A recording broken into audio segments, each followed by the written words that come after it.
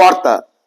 మరి కొంతమంది మీరు అనుకోవచ్చు, ఏంటి ఒక వ్యక్తి యొక్క మరణం మనకి శుభవార్త ఎలా అవుతుంది అని మనం అనుకోవచ్చు. కానీ యేసు ప్రభు వారి యొక్క మరణం ద్వారా మానవులుగా మనకి మరి కలిగిన మేలుని బట్టి, మనం పొందిన ఆశీర్వాదాలను బట్టి, ఆయన మరణము, ఆయన పొందిన వేదన, ఆయన పొందిన శ్రమ అంతా కూడా మనకి దీవెనకరంగా ప్రభు వారు చేశారు. ఈ రోజున మానవులుగా మనందరిలో కూడా 3 ముఖ్యమైన భాగాలు ఉన్నట్టుగా మనం చూస్తాం. పైకి కనబడేది శరీరం అయితే, రెండవది ప్రాణము లేదా మనసు, మూడవదిగా ఆత్మ. ఈ మూడింటి యొక్క సంగమమే మరి ఒక మనిషికి మనం చూస్తున్నాం. ప్రాణాత్మ దేహాలని మనం అంటూ ఉంటాం. ఒక్కొక్కసారి నా ప్రాణం బాగలేదు అని మనం మాట్లాడుతూ ఉంటాం. కాబట్టి మరి యేసు ప్రభు వారు మానవ రక్షకుడికి ఈ లోకానికి దిగి వచ్చారు. అందుకొరకే దేవుని వాక్యంలో రాయబడిన మాటలు ఏంటంటే, యేసు అనగా రక్షకుడు తన ప్రజలను వారి పాపముల నుండి ఆయనే రక్షించిన కనుక ఆయనకి యేసు అని పేరు పెట్టుదని రాయబడింది. కాబట్టి యేసుక్రీస్తు ప్రభు వారు అనగా దేవుడు మానవులుగా మన యొక్క క్షేమం కొరకు ఆయన ఆలోచన చేసేవారుగా ఉన్నారు. ఉదాహరణకి పైకి కనబడే ఈ శరీరం గురించి దేవుడు చేసిన ఏర్పాటు ఏంటంటే, మరి మనం నివసించడానికి నివాసయోగ్యంగా భూమిని ఆయన కలుగజేశారు, ఆకాశాన్ని కలుగజేశారు. ఆకాశంలో మరి సూర్యచంద్ర నక్షత్రాలని ఆయన కలుగజేసినట్టుగా చూస్తున్నాం. అదే సమయంలో మరి మనకి ఆహారం కొరకు ఆయన మరి మొక్కలను మొలిపిస్తున్నారు. అంతేకాకుండా మరి ఇవన్నీ మంచిగా ఉండడానికి దేవుడు చేసిన ఏర్పాటు గురించి ఆలోచించేయండి. వర్షము, గాలి, నీరు, వెలుతురు ఇవన్నీ కూడా దేవుని ద్వారానే మనకు అనుగ్రహింపబడ్డాయి. మన యొక్క శరీరం యొక్క క్షేమం కొరకు ఆయన ఆలోచన చేసేవారుగా ఉన్నారు. అంతేకాకుండా ఒకవేళ మనం అనుకోవచ్చు, ఏదైనా శరీరానికి వ్యాధి కలిగింది అనుకోండి, ఏదైనా జబ్బు వచ్చినప్పుడు మనం వైద్యుల్ని సంప్రదిస్తాం. మరి వైద్యులకి ఆలోచన ఇచ్చిన వాడు ఆయనే, వైద్యులకి జ్ఞానం ఇచ్చిన వాడు ఆయనే. వైద్యులు ప్రిస్క్రైబ్ చేసే మెడిసిన్ అంతా కూడా మరి దేవుని సృష్టిలో భాగం. ఆ మొక్కల నుండి, జంతువుల నుండి, ఇతరత్ర జీవుల నుండి వచ్చే మరి వాటినే మనం ఆ యొక్క మందులుగా వాడుతూ ఉన్నాం.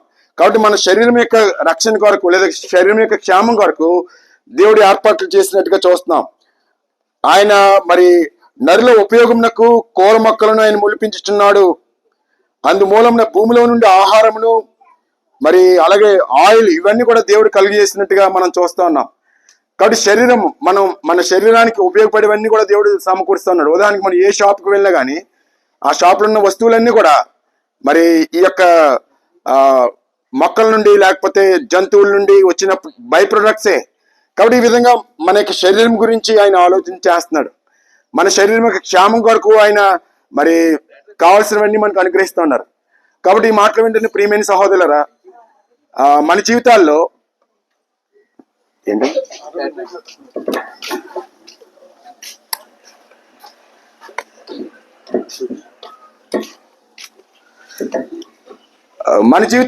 మరి ఆయన రక్షకుడిగా మన శరీరం యొక్క రక్షణ కొరకే ఆయన ఆలోచన చేసేవాడుగా ఉన్నాడు. రెండవదిగా మన యొక్క ఆత్మ లేకపోతే మన యొక్క మనసు. రెండవ విషయం, మన మనసు కొన్ని సందర్భాల్లో నెమ్మది లేని స్థితిని చూస్తూ ఉంటాం. మనకు కలిగిన సంభవాలను బట్టి, ఇరుకు ఇబ్బందులను బట్టి మరి మనసులో నెమ్మది లేదని మనం అనుకుంటూ ఉంటాం. కాబట్టి మనసుకు నెమ్మదినివ్వడానికి కూడా యేసు ప్రభు వారు ఈ లోకానికి వచ్చారు.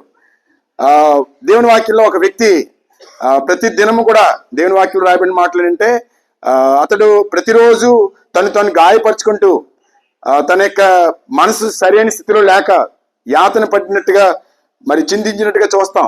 అటువంటి వ్యక్తిని రక్షించిన కొరకు యేసు ప్రభు వారు ఆ వ్యక్తి దగ్గరికి వచ్చి అతన్ని స్వస్థపరిచినప్పుడు రాయబడిన మాటలు ఏంటంటే, స్వస్థ చిత్తుడై అనగా మనసులో నెమ్మది ఏర్పడింది. ఈ రోజున అనేకులు మనసులో నెమ్మది లేక, శాంతి సమాధానం లేక ఇబ్బంది పడుతున్నారు.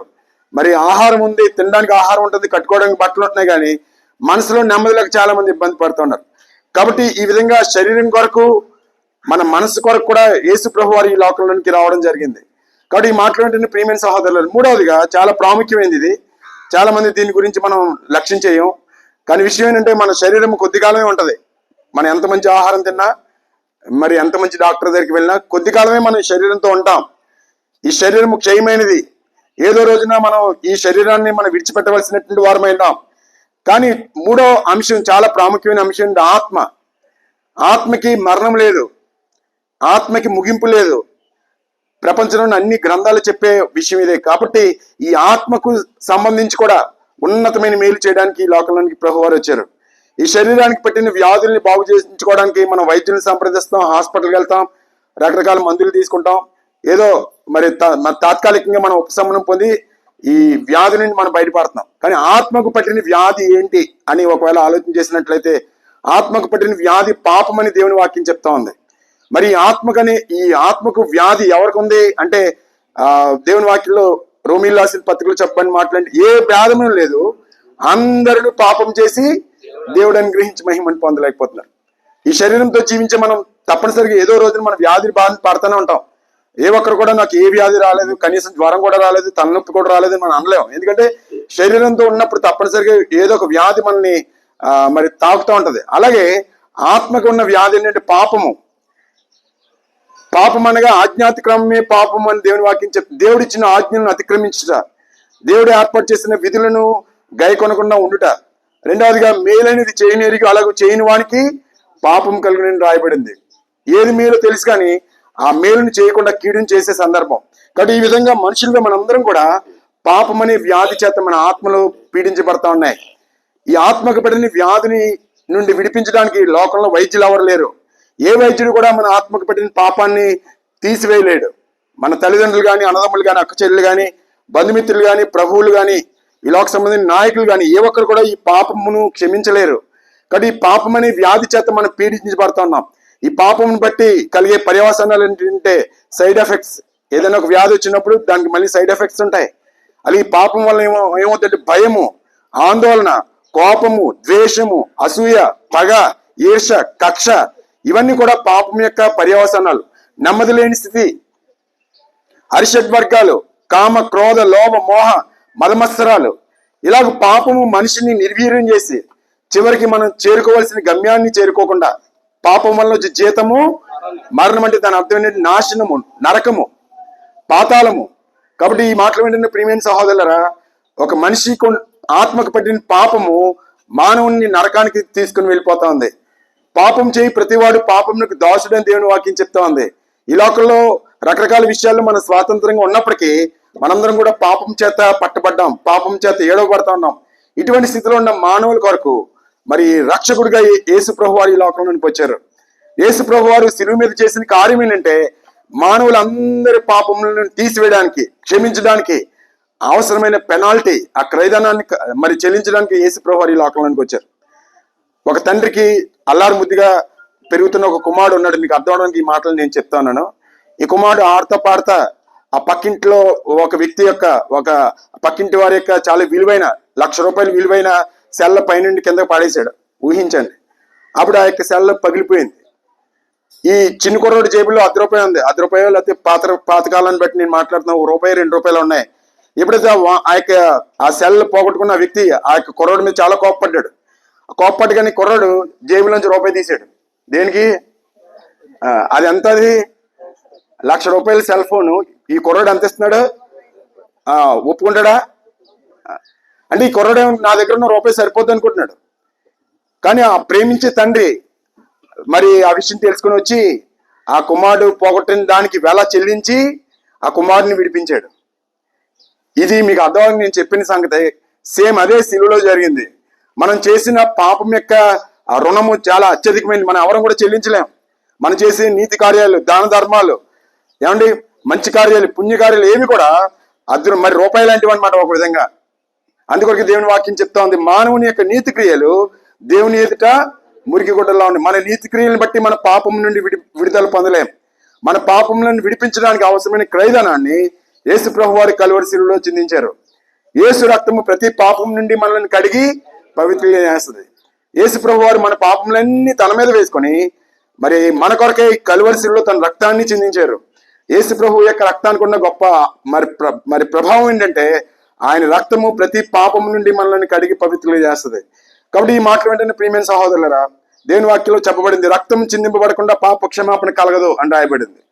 అలాగే మన దేశంలో రాయబడిన పుస్తకాల్లో రాయబడిన మాటలు ఏంటంటే సర్వపాప పరిహారం, రక్త ప్రోక్షణం ఆవశ్యకం, దర్శరక్తం పరమాత్మైన పుణ్యదాన బలియాగం అని రాయబడింది.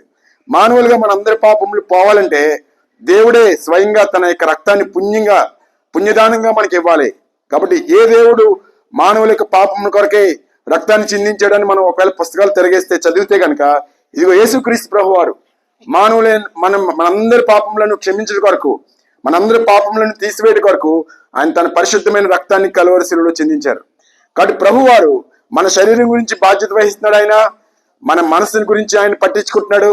అన్నిటికంటే ముఖ్యమైనది మన ఆత్మను మరి నరకం నుండి రక్షించడానికి అవసరమైన క్రయదానాన్ని ఆ కలువరి శిలువలో ఆయన చెల్లించడం జరిగింది. కాబట్టి ఈ శరీరము కొద్ది కాలమే ఉంటది. ఈ శరీరం ఉన్నంతసేపు మనసులో రకమైన వేదన చింత ఉంటే ఉండొచ్చేమో కానీ ఆత్మ కలకాలం ఉంటది.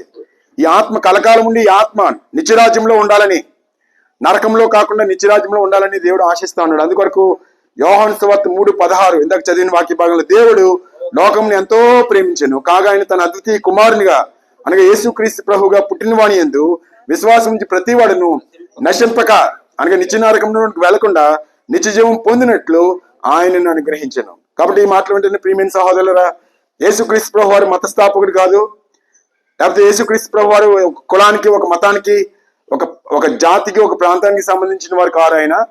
ఆయన చేసిన కార్యము మరి ప్రపంచంలో మనుషులందరి కొరకు ఆయన చేసిన సూర్యుడు అందరివాడు, ఆయన ఇస్తున్న వర్షం అందరిది, ఆయన కలుగు చేసిన నేల అందరిదే, ఆయన ఇస్తున్న గాలి మనం అందరం పీల్చుకుంటున్నాం. అలాగే ఆయన చేసిన శిలువ మీద కార్యము అందరిదే, కొందరిది కాదు. అందుకొరకు ఈ రోజు మీ మాటలే మీకు తెలియజేస్తున్నాం. మరి సిలువని కూర్చుని వార్త నశించిపోయే వారికి వెరితనంగా ఉండొచ్చేమో కానీ ఎవరైతే రక్షణ పొందాలనుకుంటారో, పాపాల్లో క్షమింపబడాలనుకుంటారో, పరలోకానికి వెళ్ళాలనుకుంటారో అటువంటి వారికి ఏమైందని దేవుని శక్తి అయినది. కాబట్టి ఈ రోజున ఈ యొక్క సమాచారాన్ని మీకు తెలియజేస్తున్నాం. దాంతో ఆలోచన చేయండి. ఈ విధంగా నీ కొరకు, నీ యొక్క నా యొక్క పాపం కొరకై మరి మానవ ఆకారాన్ని ధరించుకొని, రక్తమాంసములు ధరించుకొని, దేవునికి నిజానికి రక్తమాంసాలు ఉండవు, ఆయన ఆత్మస్వరూపి. కానీ ఆయన ఆత్మస్వరూపి అయిన ఆ దేవుడు, పరిశుద్ధుడైన ఆ దేవుడు మన కొరకై తను తాను తగ్గించుకొని మానవ స్వభావాన్ని ధరించుకొని రిక్తునిగా చేసుకొని మరి మన కొరకు ఈ లోకానికి వచ్చారు. ఒక ఉన్నతమైన స్థితిలో కలెక్టర్ గారు ఉన్నారనుకోండి, కలెక్టర్ గారిని బాబు నీకు పీన్ ఉద్యోగం ఇస్తున్నామంటే ఆయన మరి సంతోషిస్తాడా, బాధపడతాడా? ఆ యొక్క స్థితి నుంచి, పై స్థితి నుంచి కింద స్థితికి రావడానికి ఊహించాం, ఎవరు అనుకోం. ఏమండి, క్లాస్ ఫస్ట్ వచ్చి ఆ స్టూడెంట్ క్లాస్లో లాస్ట్ వచ్చి అనుకోండి ఎలా ఉంటుంది? చాలా బాధపడతాడు. అలాగే మరి ప్రభు పరిశుద్ధుడు, ఆయన ఆ పరిశుద్ధుడైన ఆ దేవుడు ఒక పాపిగా, లేకపోతే ఈ లోకంలో పాపులతో పాటు స్నేహం చేయడానికి, పాపానంతటిని తన మీద వేసుకోవడానికి ఆయన ఇష్టపడ్డాడు. ఆయన పరిశుద్ధుడని ప్రతిరోజు కూడా, ప్రతి సమయం దూతల చేత మరి కొనియాడబడుతున్న ఆ దేవుడు ఈ లోకంలోనికి తను తాను తగ్గించుకోవడం ఎంత మరి ఆశ్చర్యమో కదా. ఆలోచన చేయండి. యేసు ప్రభు వారు నీ కొరకు నా కొరకు తను తాను తగ్గించుకొని ఈ లోకంలోనికి వచ్చి మన పాప శిక్షను ఆయన తన మీద వేసుకొని తన పరిశుద్ధతను మనకిచ్చి పాపం చేత బంధించబడిన మనల్ని విడుదల చేయడానికి ఆయన శిలువ మీద బంధింపబడ్డారు. మన చేతులతో చేసిన ప్రతి పాపం కొరకు ఆయన చేతుల్లో మేకులు కొట్టబడ్డాయి. మన కాళ్ళతో నడిచిన పాపం నడకల కొరకై ఆయన కాళ్ళలో మేకులు కొట్టబడ్డాయి. మన తలతో లేకపోతే మన తలంపుల్లో ఉన్న చెడు ఆ తలంపుల కొరకే ఆయన తల మీద మొండల కిరీటం గుచ్చబడింది. మన శరీరంతో చేసిన ప్రతి పాపం కొరకు ఆయన శరీరం అంతా జల్లెడిగా చేయబడింది. ఇదంతా ఎవరి కొరకు అంటే నీ కొరకు, నా కొరకు, మనందరి కొరకు, ప్రపంచంలో మనుషులందరి కొరకు ఆయన తన ప్రాణాన్ని, రక్తాన్ని చిందించారు. ఆ రక్తం చిందించి సుమారు 2000 సంవత్సరాలైన ఆ యొక్క రక్తం యొక్క ప్రభావము ఇప్పుడు కూడా పనిచేస్తూనే ఉంది. మీరు కొంతమందికి అనుమానం రావచ్చు అది ఎలా సాధ్యమని. అది మానవుని రక్తం కాదు, అది దేవుని యొక్క రక్తం. దేవుడు తన స్వరక్తం ఇచ్చి సంపాదించిన సంఘం అని దేవుని వాక్యంలో చెప్పబడింది. దేవుని చేత చేయబడిన సూర్యుని యొక్క ప్రభావము ఇన్ని వేల సంవత్సరాలు అయినప్పటికీ ఏ విధంగా అయితే మరి తన కాంతిని ఇవ్వడంలో కానీ, ఉష్ణాన్ని ఇవ్వడంలో కానీ, కిరణాలను పంపడంలో కానీ సూర్యుడు ఏ విధంగా అయితే తగ్గలేదో, మరి సూర్యుని కలుగు చేసిన దేవుని యొక్క రక్తము ఎంత శక్తివంతమైనదో ఆలోచన. యేసు రక్తము ఇప్పటికీ కూడా ప్రభావవంతమైనది. అందుకొరకే మనం చేసే ప్రార్థనలో చివరిలో క్రైస్తవులు చేసే ప్రార్థన మీరు గమనిస్తే కనుక చివరిలో చెప్తారు, యేసు రక్తమే జయము, ప్రభు రక్తమే జయము. కాబట్టి ఈ రోజు నీ మాటలు వెంటనే ప్రియమైన సహోదరులరా, పాప ప్రక్షాళన కొరకై, పాప క్షమాపణ కొరకై రకరకాల ప్రయత్నాలు చేస్తున్నాం. కానీ ఈ ప్రయత్నాలు ఏమి కూడా మన పాపం నుంచి మనం క్షమించలేవు. కేవలం యేసుక్రీస్తు ప్రభు వారి రక్తం ద్వారా మాత్రమే మానవులకి పాప క్షమాపణ ఉంది. అందుకొరకు ఈ యొక్క మాటలు మీకు తెలియజేస్తున్నాం. యోహాను సువార్త 14:6 యేసు చెప్పాను, నేను మార్గమును, సత్యమును, జీవమును, నా ద్వారానే తప్ప ఎవరిని కూడా తండ్రి వద్దకు రారు. కాబట్టి యేసు ప్రభు వారి సిలువ వార్త అందరికీ శుభవార్తే. ఆయన సిలువ వార్త శక్తి మరి బలహీనమైన మాట కాదు. ఆయన శక్తి లేక బలహీనుడై తప్పించుకోలేక చనిపోయాడని కాదు. ఆయన నీ కొరకు, నా కొరకు ఆ మరణాన్ని ఆయన సహించాడు. అందుకొరకే ఆయన చెప్పిన మాటను నేను మీకు జ్ఞాపకం చేస్తున్నాను. యేసు ప్రభు వారు తన భూమి మీద మానవుడుగా ఉన్నప్పుడు చెప్పిన మాటలు, మనిషి కుమారుడు పరిచారం చేయించుకుంటకు రాలేదు కానీ పరిచారం చేయుటకును అనేకులకు ప్రతిగా విమోచన క్రయధనముగా తన ప్రాణము పెట్టడానికి వచ్చారు. యేసు ప్రభు వారు వచ్చిందే తన ప్రాణం పెట్టడానికి, తప్పించుకోవడానికి కాదు. అందుకొరకు ఆయన శిలువ మీద తను అప్పగించుకున్నాడు. ఆయన్ని హింసించిన, దూషించిన మన కొరకు సహించాడు. మన యొక్క క్షమాపణ కొరకు వాటిని అన్నింటినీ సహించి మనకి క్షమాపణ ఇచ్చి మనకి నిత్యజీవం ఇవ్వడానికి తన చేతులు మన వైపు చాపుతా ఉన్నాడు. ప్రయాసపడి భారం మోసుకొంచున్న సమస్యలను నా దగ్గర రండి, నేను మీకు విశ్రాంతినిస్తానని ప్రభు పిలుస్తున్నారు. ఆ పిలుపుని విన్న మేము మరి ప్రభు యొక్క పాపక్షమాపణ, ప్రభు ద్వారా పాపక్షమాపణ పొంది అదే విషయాన్ని మీకు ప్రకటన చేస్తున్నాం. ఇది మత ప్రచారం కాదు, మానవుల కొరకైన రక్షణ సువార్త గురించిన విషయాన్ని మీకు తెలియజేస్తున్నాం. దయతో మీరు ఆలోచన చేయండి, సమస్యను పరిశీలించి మేలైనది చేపట్టండి, యెహోవా ఉత్తముడని రుచి చూచి తెలుసుకోండి అని రాయబడింది. అందుకొరకు ఈ విషయాలు మీకు తెలియజేస్తున్నాం. దయతో మీరు ఎక్కడ ఉన్నప్పటికీ మేము మా సహోదరులు మీకు ఇచ్చిన పుస్తకాలు దయతో ప్రేమతో చదవండి. మరింత సమాచారం కొరకు మరి ప్రపంచంలో కల్లా అతి ప్రసిద్ధి చెందిన గ్రంథం పరిశుద్ధ గ్రంథం 2000 భాషల్లో కంటే ఎక్కువ భాషల్లో తర్జుమా చేయబడి అదే సమయంలో మరి ప్రతిరోజు కోట్లాది మంది చేత చదవబడుతున్న గ్రంథం. మత గ్రంథం కాదు, దయతో దేవుని గ్రంథాన్ని మీరు పరిశీలించి చదవండి. అలాగే మరింత సమాచారం కొరకు మీకు దగ్గరలో ఉన్న దేవుని మందిరానికి మీరు వెళ్ళొచ్చు. లేదా జయరామారుపేట నుండగుప్పుల వారి వీధిలో ఉన్న హౌస్ ఆఫ్ జీసస్ యేసు మందిరాన్ని మేము ప్రేమతో ఆహ్వానిస్తున్నాం. స్థానికంగా ఇక్కడ సహోదరులు మాతరాజు గారు అలాగే వారి యొక్క బిడ్డలు మందిరానికి వస్తున్నారు. మీకు కావాల్సిన సమాచారం మీకు తెలియజేస్తారు. దేవుడు మిమ్మల్ని మీ కుటుంబాన్ని నిండుగా మెండుగా దీవించును గాక.